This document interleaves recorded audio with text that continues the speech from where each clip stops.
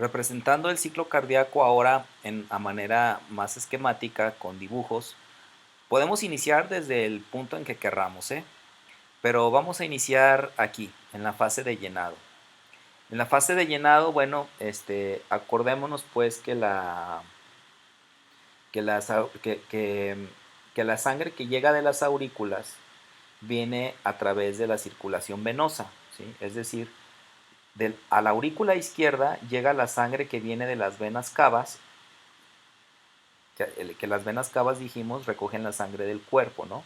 Y a la aurícula, eso es a la aurícula derecha, y a la aurícula izquierda viene la vena pulmonar, ¿sí? Entonces, lo que sucede aquí, en la primera, o sea, si nosotros nos vamos de arriba hacia abajo, lo primero que necesitamos garantizar es el llenado de las aurículas, ¿cierto?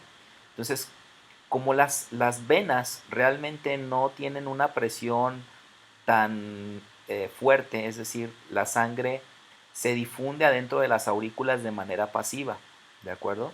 No es a presión como con las arterias. Entonces, la sangre va llenándose, perdón, las aurículas van llenándose de manera pasiva. Y de hecho, las aurículas son capaz de llenarse hasta un 70 u 80% por sí solitas, sin necesidad de otra fuerza más que la propia fuerza este, de las venas, de la sangre venosa, ¿sí? Más del 80% por sí solas, ¿no? Entonces, de hecho, en la medida en que las aurículas se van llenando, pues evidentemente la presión dentro de la cavidad va subiendo. Y si esa presión va subiendo, lo que va a suceder es que poco a poco van a vencer a la capacidad de las válvulas auriculoventriculares, ¿sí? De tal manera que una vez que las aurículas llegan a su 80% de capacidad aproximadamente, o mejor dicho, una vez que las aurículas ya están llenas por completo, ¿sí? Se empiezan a abrir, ¿sí? Y antes de la contracción de las aurículas se empiezan a llenar los ventrículos de forma pasiva, ¿sí? Por eso dice acá, llenado del 70% de los ventrículos, es del 70 al 80% de los ventrículos, ¿sí? A través de las aurículas de forma pasiva, ¿de acuerdo?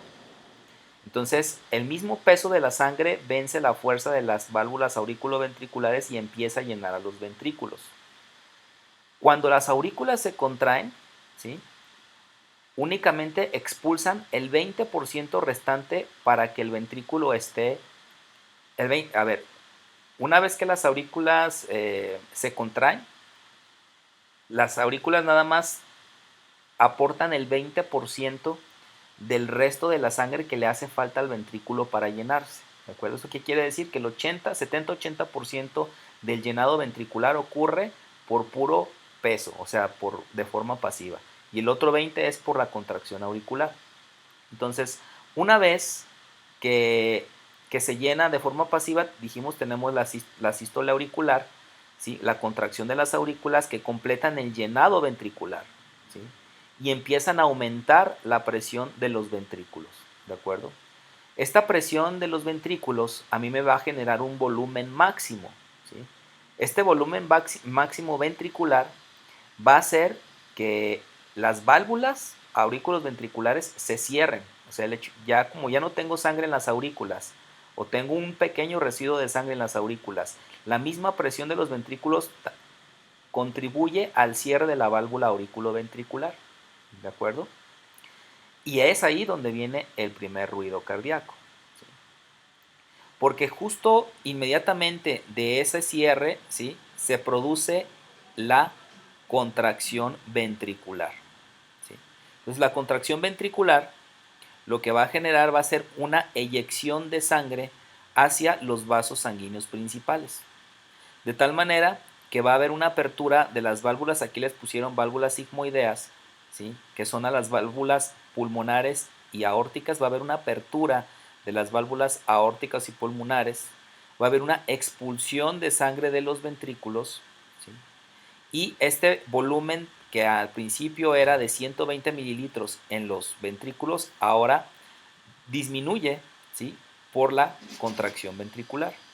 Entonces, al terminar Al terminar la eyección de la sangre, ¿sí? Yo bajo la presión ventricular. Aquí ya los ventrículos quedaron vacíos, ¿sí? Y entonces, ¿qué va a suceder? Pues lo que va a suceder a continuación es que tanto la válvula pulmonar como la válvula aórtica se van a cerrar. Y es lo que me va a producir el segundo ruido cardíaco, ¿sí? Y una vez terminado este proceso, entonces vuelvo a tener el llenado auricular, ¿sí? Y el llenado auricular me va a llevar al llenado ventricular, a la eyección, etcétera, ¿sí? Dice, si se fijan, la contracción, ¿sí? Una contracción, ¿sí? Que dice, comprende una contracción sístole y una relajación diástole, dura entre 0.